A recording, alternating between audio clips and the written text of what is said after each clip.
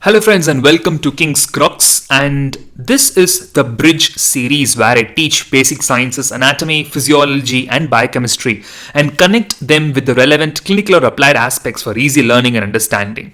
So we try to bridge the gap between basics and clinics. This is part 2 of the lecture series.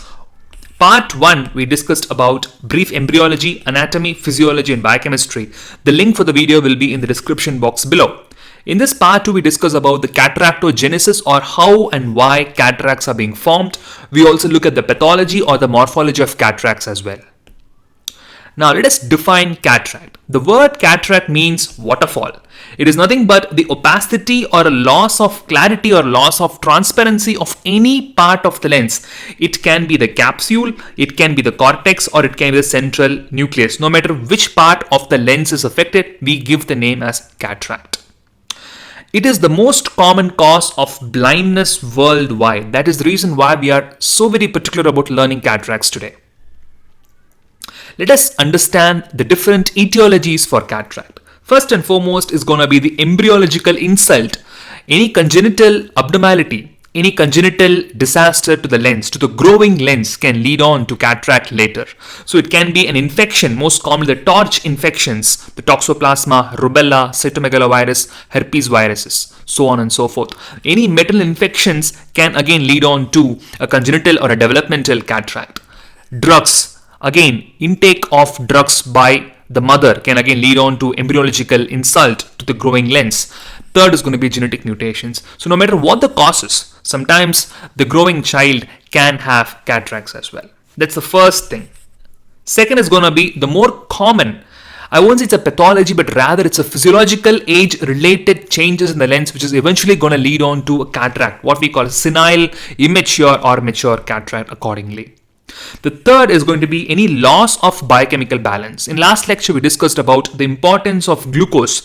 When too much glucose is going to be there in the blood or in the aqueous humor, it can lead on to entry of glucose into the lens. So too much glucose into the lens is going to cause metabolic cataract or diabetic cataract. Even drugs can be one of the implicating factors for causing loss of biochemical balance in the lens, leading on to cataract as well. So that is going to be the third cause.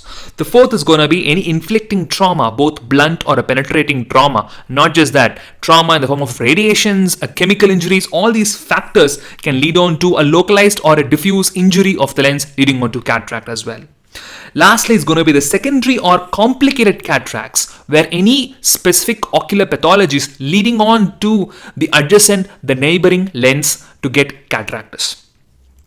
Now with this basic concept, let us list out the causes. Embryological insult or congenital cataract, age-related senile cataract, loss of biochemical balance, metabolic cataract, that is going to be more specific, it's going to be the diabetic cataract, what we're going to focus today. Drug-induced cataract, traumatic cataracts, be it physical trauma, chemical trauma or radiations. Lastly, secondary cataracts or complicated cataracts like in uveitis. Now let us go for congenital cataract. We will not deal much with congenital cataract because it is an entire topic to be dealt for later. Right now just know that as far as the developmental cataracts are concerned, 1/3 is going to be not associated with any systemic illness. So they will be non-syndromic or they'll be hereditary. We are not sure why it happens, but it runs in families. What they say is that the genes encoding the crystallins, you might remember the proteins crystallins from the previous lecture. Any mutations of the genes encoding crystallins can lead on to cataract due to protein misfolding. So one of the reasons why a child can have a congenital cataract. But 2/3, a majority of the population who develop congenital cataracts, they can have some pathology inside. It can be a metabolic disorder like galactosemia. It can be intrauterine infections like torch infections. Or it can be syndromes like Down's syndrome and others. So 1/3, no association. 2/3, there will be some association with an underlying systemic pathology. An easy way to remember the types of congenital cataract is going to be LPS, MN and 4Cs. So what is the LPS? Not levator palpebrae superioris, but LPS here means lamellar cataract, polar cataract and sutural cataracts. Lamellar cataract is going to be the most common morphology or most common type of congenital cataract. Polar cataracts, sutural cataracts. M and N, membranous cataract, and nuclear cataract.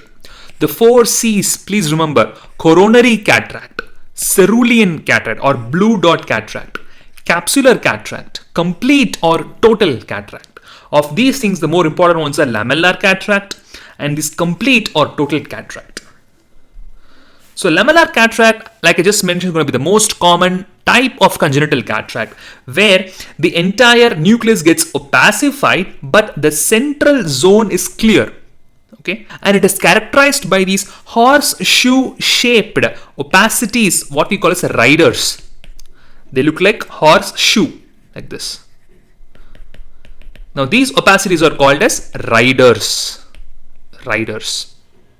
This is the picture showing the same. You can see the clinical picture of the typical lamellar cataract. There you have a clear center. The center is clear, but the perimeter or the peripheral part of this nucleus is opacified. So the opacified perimeter with the central clear areas. Third is going to be presence of these riders. These 3 points characterize lamellar cataract. This is another picture showing the typical lamellar cataract, which is a very dense nucleus which is becoming cataractous, the presence of riders as well. Posterior polar cataract is very often seen in young adults also. It can be either an anterior polar or a posterior polar. So if this is going to be the lens, you can have cataract either here. If it's going to be anterior and posterior, cataract can be here. This is the anterior polar cataract, or it can be the posterior polar cataract. Posterior polar cataract is characterized by the typical onion ring appearance, where it's having the concentric circles. Something looks like onion ring. This onion ring appearance is the reason why the patient can have a posterior capsular dehiscence. So, like I mentioned in the previous lecture, the presence of a posterior polar cataract implies that there is weakness of the posterior capsule. There is a weakness of posterior capsule. So, you should be very, very careful in doing a hydro procedures in these patients.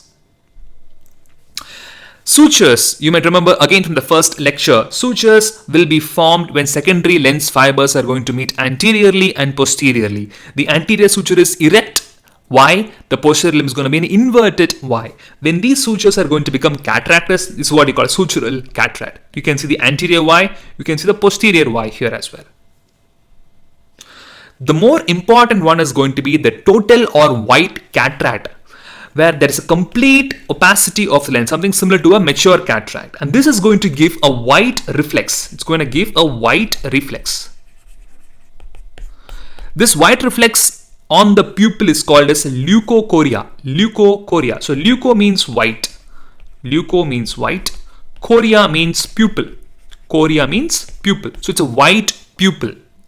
One of the differential diagnoses for leukocoria is going to be white cataract or total congenital cataract. Another very, very important differential diagnosis, especially if this eye is going to have a squint. So when you have leukocoria with squint, always rule out retinoblastoma. Retinoblastoma, which is not only vision threatening, it is even life threatening as well. So one of the differential diagnoses always include retinoblastoma. Please don't forget it. Cerulean or blue dot cataract is going to be like insignificant, visually not very disabling. They're just going to be some kind of developmental small blue opacities. Nuclear cataract is going to be visually disabling because of its central location here. This is coronary cataract, which is characterized by peripheral corona or club-like opacities. Club-like opacities. Like these club-like opacities, something very much mimicking like a cortical cataract. Membranous cataract, also called as the absorbed cataract. Membranous cataract also called as absorbed cataract. The lens is going to be absorbed partially, or it can be even completely, leaving just the bag intact. One important form of cataract to consider is going to be rubella cataract. Like I mentioned, one of the important reasons why there can be a congenital cataract is going to be torch infections. And of the torch infections, the most important is going to be rubella. The congenital rubella syndrome is characterized by rubella cataracts. Whenever there is a maiden infection of rubella at the first trimester, the child can later develop a pearly white nuclear opacifications, or it can be even a complete cataract or a total cataract. It might even have a liquefied nucleus. The key point to be noted here is that when you operate on this rubella cataracts, there can be release of live viral particles. So these live viral particles can persist in the anterior chamber. It can cause us intense or a severe post-operative inflammation. So care should be exerted while we operate on rubella cataracts. This is the typical total rubella cataract bilaterally. And please note a very important multiple choice question, very important favorite Viva question. What is the triad of congenital rubella syndrome? First and foremost is going to be cataracts. In fact, the most common manifestation is going to be hearing loss. The second most common manifestation is going to be cataracts. Amongst the eye ocular manifestations, the most common is cataract. So the patient can have a glaucoma, can have cataract, can have pigmentary retinopathy or what we call salt and pepper fundus. Very important. So remember cataracts, the second is going to be hearing loss, the third is going to be congenital heart disease, of which the most common is a patent ductus arteriosus. Move on to the next etiology. We finished about the embryological insult. Now we move to the age-related or senile cataract. As far as age-related cataracts are concerned, you have only basically three important morphologies. One is going to be the nuclear cataract, where the nucleus is getting sclerosed. Second is going to be cortical cataract, where there can be the opacification of the cortex, and that can be an immature, mature, or hypermature. It can be immature, which means not grown completely. It can be mature, which means it has grown or matured completely. It can be hypermature, which has exceeded growth, hypermaturation. Okay, we'll discuss about details in a moment. The third is going to be PSCC or posterior subcapsular cataract. Let's deal one by one. Before we go to the morphology itself, it is prudent to revise the age-related physiological changes what we discussed and dealt in the previous lecture. Understand, as we age, there is going to be increase in weight and increase in thickness of the lens. Because of the increased thickness of the lens, the refractive index of the lens is going to be very high. So more refractive index, what happens? There is a chance that because of the high refractive index, the light rays are going to fall in front of the retina. This is what we call as a lenticular myopia. Lenticular myopia. Now what happens in lenticular myopia? In aged patients, because of this lenticular myopia, they will be able to read the near objects better. There is a myopic shift. This is what we call as a second sight. Second sight. So note that one important age change is going to be increase in weight or increase in thickness of the lens. The second is that more light is getting absorbed because of more pigment getting deposited in the lens. The pigment can be chromophore pigments. Chromophore pigments. The pigments which are responsible for the color change in the lens. These chromophore pigments are going to absorb the ultraviolet radiations, the harmful radiations. It is good in a way, but as age progresses, when more light is going to get absorbed, that again is going to cause loss of transparency of the lens. So first is going to be more weight and thickness. Second is going to be more light is absorbed. Third is going to be aggregation of proteins. When proteins are going to get aggregated, what type of proteins? When more of insoluble, water insoluble proteins are going to get collected, that is going to cause precipitation of proteins. Because of precipitation of proteins, again it can cause increase in thickness, increase in weight, and light can be absorbed by these proteins. Light will be mostly scattered by these proteins. Okay, so more of light scattering, more of glare, more of diffractive vision for the patient. Okay, so aggregation of proteins is a very, very important consideration. Don't forget that. And look at this, more disulfide bonds, which is especially significant in case of brown cataracts or Brunesen cataracts, where there are more disulfide bonds existing or formed between the proteins. And finally, it's going to be loss of membrane proteins, which make the lens more vulnerable to external damage as well. So all these factors, the physical increase in thickness of weight, the more absorption of light, proteins getting aggregated, thereby causing light scattering, loss of membrane proteins, all these factors are together going to contribute to cataractogenesis in an old age patient. Very important slide.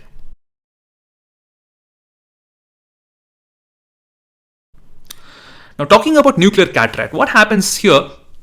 The nucleus becomes sclerosed or nucleus becomes hard and thick. The refractive index is going to be high.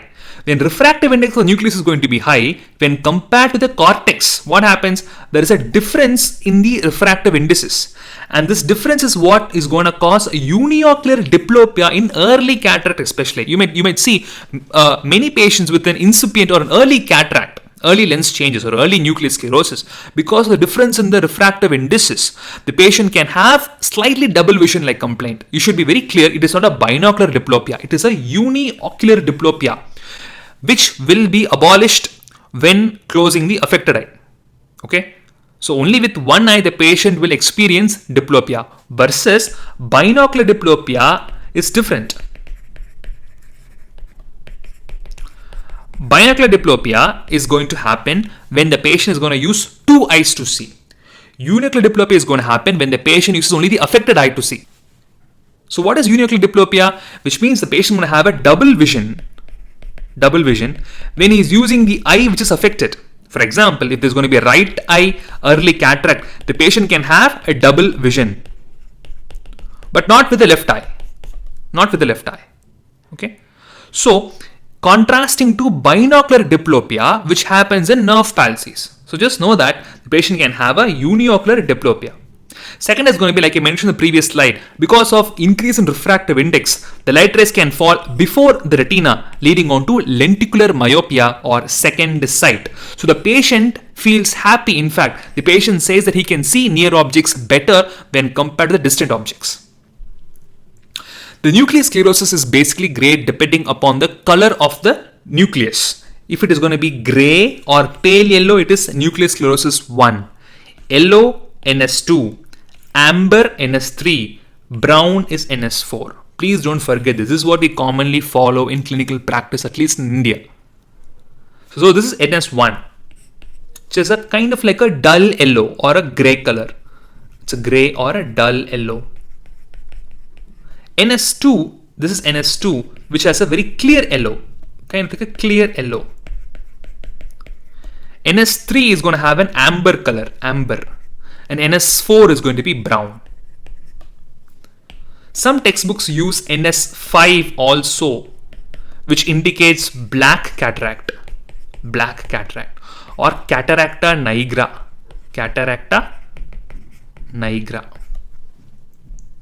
Okay. The reason why brown cataract is so very important is because brown cataracts are very difficult to operate because of its large nucleus and weak zonules. And why it's brown? Because, like I mentioned in the previous lecture or some couple of slides back, the disulfide bonds are going to play a huge role in formation of brown cataract, the disulfide bonds. And not just that, the deposition of the typical urochrome pigments, the chromophores which we talked in the previous slide, are going to contribute to the typical brown color of the cataract. And as always, NS4 is going to be the grade used to describe a brown cataract. The important thing with this type of cataract is that it is going to have a very large nucleus and it is going to have weak zonules. So presence of large nucleus plus weak zonules poses a great intraoperative complications for a cataract surgeon. Now this is not an unusual picture. Still we receive patients having the black cataract where the cataract is going to become very dense and dark black in color. This is what we call as a cataracta nigra. Some textbooks define as it is NS5 or nuclear sclerosis 5. Again, it has the same amount of complications what you can expect from a brown cataract as well. Let us discuss about cortical cataract. Cortical cataract, as the name implies, is going to be the opacification of the cortex of the lens. It occurs because of local disruption of lens fiber cells. Like any cataract, protein precipitation is going to play a key role in formation of these opacities. Clinically speaking, patients with cortical cataract experience glare from the car light, especially during night, because during night there is going to be mydriasis or dilatation of the pupil, therefore exposing the peripheral cortical opacities, leading on to scattering of light and thereby leading on to glare. The stages of cortical cataract. Some textbooks define the typical stages following in this order, but not always you can expect that to happen clinically speaking. The first stage is going to be stage of lamellar separation, where the cortical fibers or the lamellae are going to be separated from one another when there is going to be an entry of water. Okay, And as there's going to be disruption of these lens fibers, it is going to form the incipient cataract or early stage cataract. And then you have the immature cataract, where two different morphologies are being described. One is cuneiform, other is cupuliform opacities. Cuneiform are going to be these spoke-like opacities, whereas cupuliform is going to be these typical cup-like opacities. Cup or cupuliform. The fourth stage is going to be mature cataract, and fifth is going to be hyper-mature cataract. Just know this for an exam perspective. Now, talking about the immature cortical cataract, the very first sign what you can see in these patients is going to be presence of vacuolations and water clefts. Presence of these water cleft and subcapsular vacuoles. Very often you see these two typical pictures on slit lamp examination in the early stages of immature cataract. It is characterized by presence of cortical spokes or cuneiform opacities, which are like wedge-shaped opacities on the periphery. These are going to be the spoke-like patterns. And as you can see in this picture, there is going to be an increase in the anteroposterior diameter of the lens, leading on to swelling up or intumescence of the lens. This is the typical cortical cataract, which is characterized by the cuneiform or spoke-like wedge opacities. Here you can see. Cortical mature cataract is going to be the next stage. As the name implies, the cataract has attained maturity. Here what happens is that the entire cortex becomes white and opaque. The entire cortex absorbs water and swells up, leading on to the so-called intumescent cortical cataract. So intumescence means there's going to be an increase in the anteroposterior diameter. The lens becomes swollen and thick. This is the picture showing the opaque lens cortex, where the entire cortex has been opacified. Again, presence of water clefts and vacuoles can also be noted. And there can be sclerosis of the nucleus accordingly. Sometimes the patients can have NS4 or 3 or 2, or depending upon the nucleus grade, we can have more complications in these patients. What is the significance of the intumescence of the lens? Because of the increase in intralenticular pressure as a consequence of more water getting inside, and as a result of the swelling up of the lens, this is going to increase the pressure inside the lens, and this swollen lens is going to move forward, thereby pushing the irises still forward, causing a shallow of anterior chamber. This shallowing of anterior chamber can lead on to blockage of aqueous drainage, leading on to what we call as the phacomorphic glaucoma, which is a type of lens-induced glaucoma. Phacomorphic glaucoma, technically speaking, it is a secondary angle closure glaucoma, leading on to increased intraocular pressure. This is going to be an ophthalmic emergency and it requires immediate surgery. In this picture, you can see the AC is shallow. You can see a mature intumescent cataract with congestion here. The ciliary congestion is also noted here, which indicates the patient is having a phacomorphic glaucoma. The most common intraoperative complication when we are going to operate on a mature cataract is going to be Argentinian flag sign. This is the photo or the picture of the Argentinian flag. You can see the blue and the white. So what is this blue? The blue is nothing but the stained capsule. We stain the anterior lens capsule. So this is going to be the trypan blue dye. What happens because of the rise in intralenticular pressure? The moment you enter with an instrument inside and you're going to poke the ALC, because of the pressure, this ALC is going to give away, it's going to split, thereby exposing the cortex. So this is going to be the cortex. So this picture, where on both sides you have the stained capsule and centrally you have the unstained exposed cortex, is what we call as the Argentinian flag sign. And this is a typical intraoperative picture of Argentinian flag sign. Okay, now what happens in cortical hypermature cataract? There are basically two types of hypermature cataract. One is going to be hypermature sclerotic cataract. Second is going to be hypermature Morgagnian cataract. Most of us are familiar with the Morgagnian variety, where the entire lens cortex becomes opacified, and not just that, they become liquefied as well. They become liquefied like water. Then what happens? This nucleus is going to sunk down. It's like you put a stone inside milk. The stone falls down. So you have a milky white cortex here, and you have a displaced or a sunken nucleus there, which gives rise to this typical picture what we appreciate in Morgagnian cataract. It's like the sun setting or a sun rising sign, what you can call. On the contrary, cortical hypermature sclerotic cataract is characterized by convoluted lens capsule or a wrinkled or shrunken lens capsule with again shrunken nucleus, presence of intralenticular calcium deposits. So everything becomes sclerosed, everything becomes shrunk, like in this picture you can see. Here you can appreciate the intralenticular calcium deposits. This calcium deposit or this opacification is going to be on the anterior lens capsule as well. You can see multiple intralenticular calcium deposits.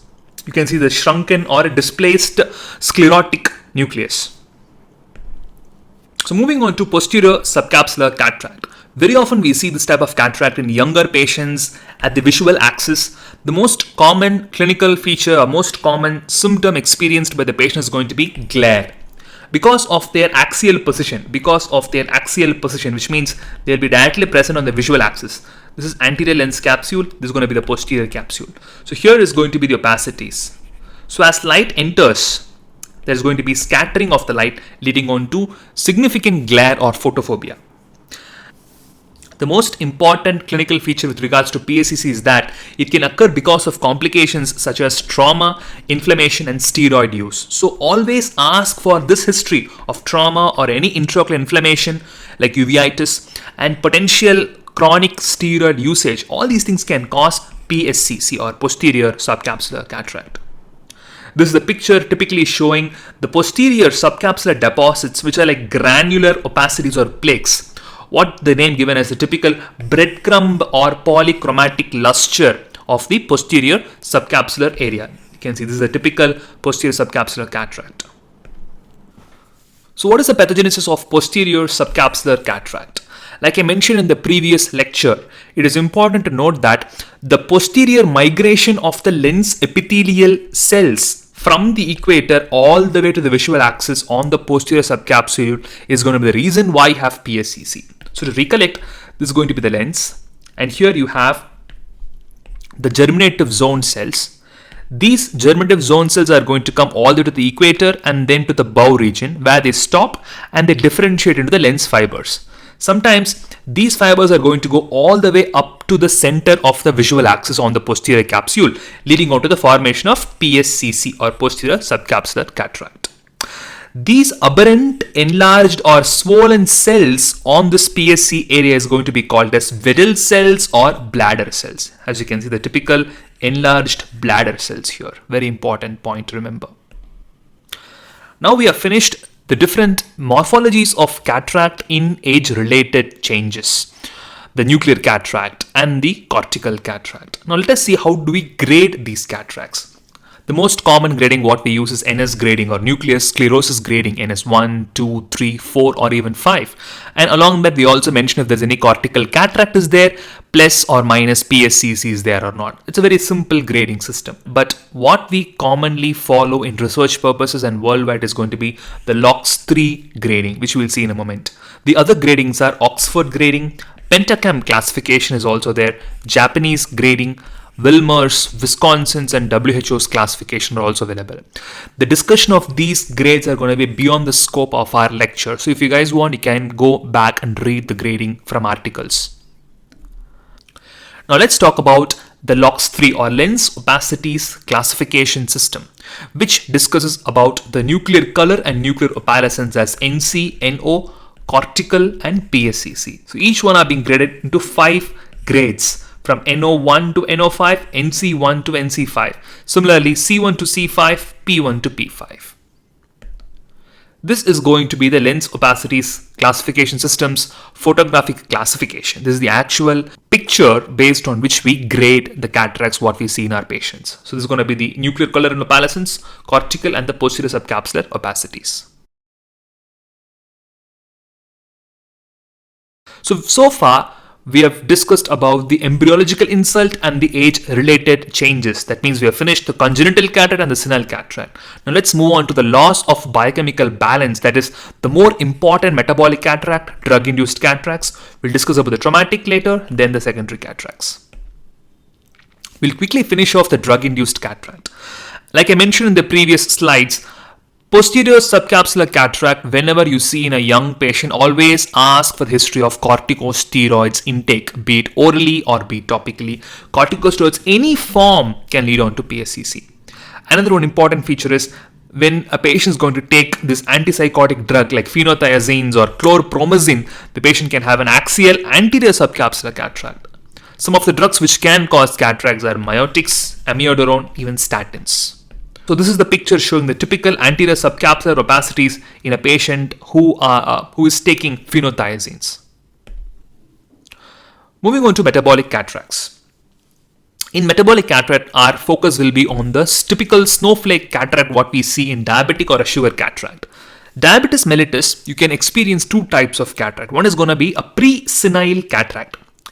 Not all patients who are having diabetes mellitus will have snowflake cataract. Most often, the patients who we see are going to have a pre-senile or an early onset of immature cataract, along with a pre-senile presbyopia as well. And like I mentioned in the previous lecture, an acute myopic shift will happen in any uncontrolled diabetes mellitus patients. So always control the blood sugar before advising glasses. So like I mentioned in the previous lecture, more glucose entering the lens leading on to formation of sorbitol, and more sorbitol entering into the lens will cause more influx of water into the lens leading on to increase in refractive index. So this increase in refractive index is going to be the reason why you have an acute myopic shift in patients having uncontrolled diabetes mellitus. This is a very important slide showing the same. The most important pathogenesis in diabetic cataract is going to be the sorbitol accumulation inside the lens leading on to water influx causing increase in intumescence, increase in refractive index. Second is going to be because of rise in blood sugar, there can be free radical damage as well. The third reason is going to be glycation of proteins, where the protein is going to be tagged with glucose molecules. Because of that, the protein undergoes conformational change and later leading on to precipitation of proteins as well. So three reasons: sorbitol accumulation, free radical damage, and third is going to be glycation of proteins. This is the typical snowflake cataract, which is characterized by bilateral gray-white subcapsular opacities in young, uncontrolled type 1 diabetes. Very important. Only in type 2 diabetic patients you will experience the pre-senile cataract. When it comes to type 1 patients who have very less insulin production itself, what happens is going to be an acute rise in blood sugar in these patients, and especially when the blood sugar is not going to be controlled by insulin, the patients can rapidly develop these snowflake cataracts, which you don't see in type 2 diabetes mellitus.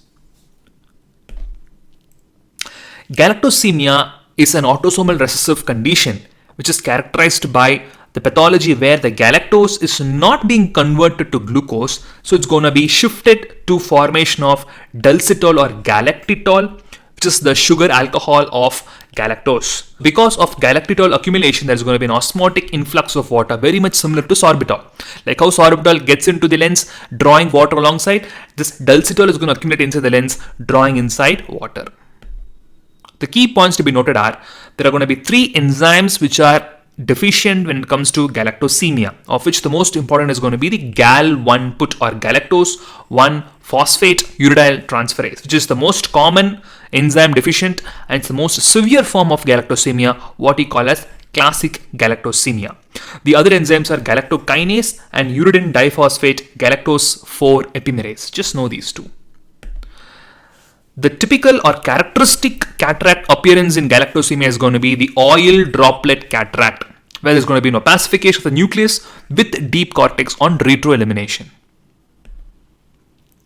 This is the picture again showing the classic oil drop appearance. You can see this glistening reflex, what you can experience, that is oil droplet. Hypocalcemia is also called as tetanic cataract. Very important question is, the most important manifestation hypocalcemia is going to be papilla edema. Don't forget that. As far as cataract is concerned, the membrane damage in hypocalcemia is going to cause the formation of these punctate iridescent opacities in the anterior and posterior cortex, which are going to characterize the hypocalcemic cataract. Wilson's disease, as we all know, it is an autosomal recessive inborn error of copper metabolism, which is also called as hepatolenticular degeneration. The abnormal accumulation of copper is going to happen in the eye in two forms. One is going to be the Kaiser-Fleischer ring on the Descemet's membrane and the sunflower cataract on the lens. So this KF ring is going to be deposition of copper on the Descemet's membrane. So presence of DM deposits of copper indicates that the brain is also being deposited with copper. So that is why KF ring is a very important indicator of neurological Wilson's disease. This is the typical sunflower cataract, which is characterized by the anterior lens capsule as well as subcapsular copper deposits. So next, moving on to myotonic dystrophy, which is the last metabolic disorder we're going to discuss. It is an autosomal dominant condition which is characterized by a delayed relaxation of the muscle after voluntarily stopping the contraction. This is what we call as myotonia. That is going to be tonicity of the muscles. So two types are being described. One is type 1 and type 2. The type 1 is going to be DM1, which is also called as a classic myotonic dystrophy. The gene defective is going to be DMPK gene. In type 2, it is also called as proximal muscle myopathy, which is characterized by CNBP gene being mutated. This is the classic myotonic phases, which is characterized by frontal balding, presence of hollow cheeks and temporal wasting, bilateral ptosis and mourning phase. The most important is going to be bilateral ptosis, what you can see in myotonic dystrophy. It's one of the differential diagnoses for bilateral ptosis. So this is the typical Christmas tree cataract what you see in myotonic dystrophy, which is characterized by polychromatic iridescent crystals in the cortex. These crystals in the cortex gives the rise of this typical Christmas tree cataract. These crystals are nothing but the whorls of plasma lemma from the lens fibers. So we've discussed about the first three. Congenital is over, senile is over, metabolic and drug induced are over. Moving on to the last two, traumatic and the secondary cataract. The trauma can be of multiple reasons. It can be a mechanical trauma, both blunt or penetrating traumas. It can be a surgical or iatrogenic trauma. Radiations, ultraviolet, infrared and ionizing radiations. Presence of foreign deposits, namely copper and iron. Electrical trauma and chemical trauma. We will not deal with electrical and chemical. As far as chemical is concerned, alkali is going to be more potent than acid because of its penetrating nature. Let us talk about the blunt trauma. One important feature with the blunt trauma is going to be the presence of the Vossius ring, where the iris is going to form an imprint on the anterior lens capsule, leading on to formation of a circular deposits of iris pigments. The cataract wise speaking, the typical feature, the typical morphology of cataract is called as rosette cataract, where you have a stellate or a star-shaped opacity in blunt injuries. This is the typical rosette cataract. The another feature of blunt mechanical trauma is going to be the subluxated cataract, where the lens is going to fall down because of the zonular disruptions. So the lens is going to move away from its original position.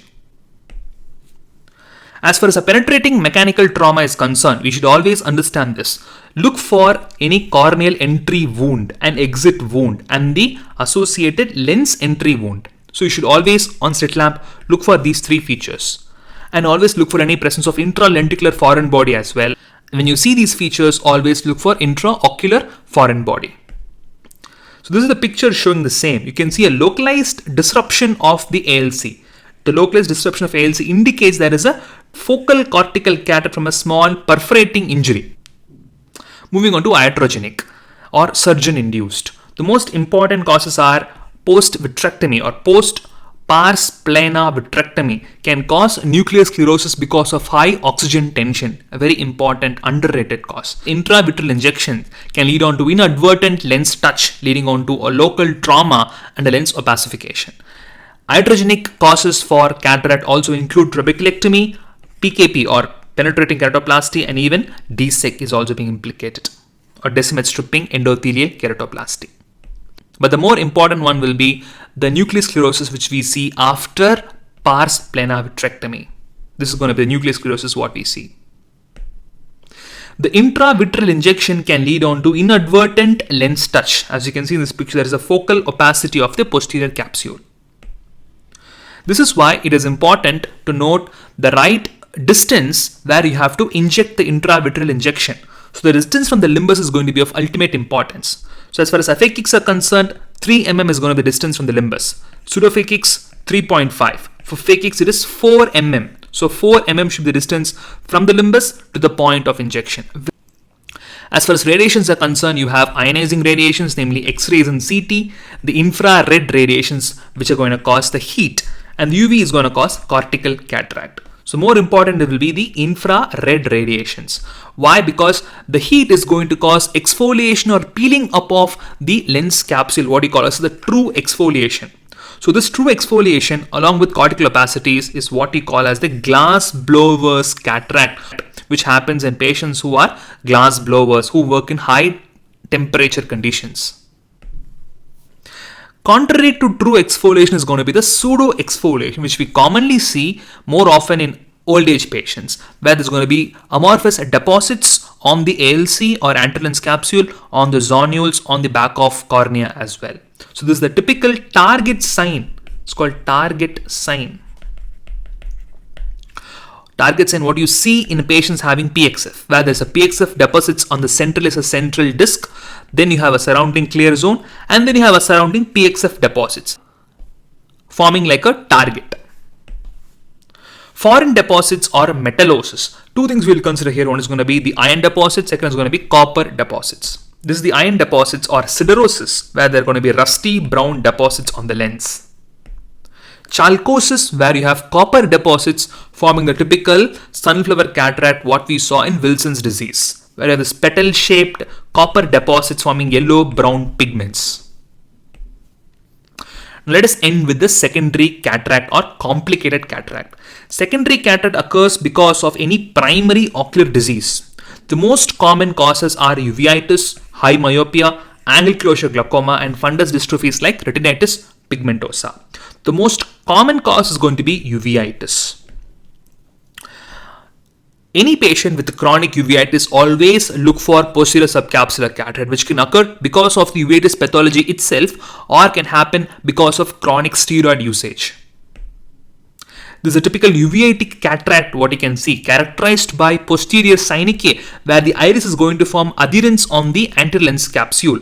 This is a typical anterior lens capsule opacities. Now let us summarize. In the first part of this lecture series, we discussed about the anatomy, physiology, and biochemistry of the lens, where any abnormality or any loss of homeostasis can lead on to formation of cataract.